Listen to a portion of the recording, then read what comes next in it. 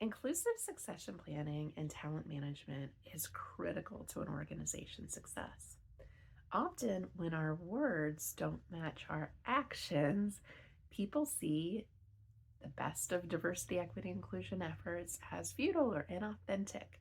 So that means who we're promoting, who we're giving pay increases to, and challenging opportunities.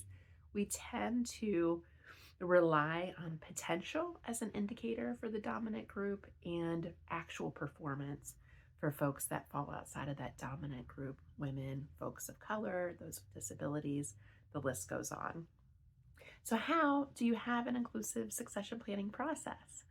The good news is that when you de-bias the process, take out these biases that are embedded in our hiring systems, our retention systems, our performance management systems, and look and shine a light on them, you may be really impactful. For instance, when you remind managers of potential biases that all humans are likely to have before a performance review or goal setting conversation, they are less likely to demonstrate those biases. So, providing just in time tools, information, resources.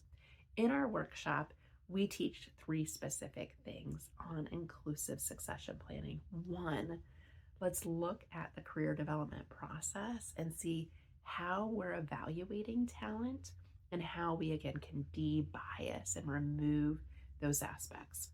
We also talk about stretching talent equally, providing feedback, sponsorship opportunities, mentorship opportunities, promotion opportunities to those that aren't in the dominant group. How are we equalizing that playing field so that everyone can participate in a meaningful way?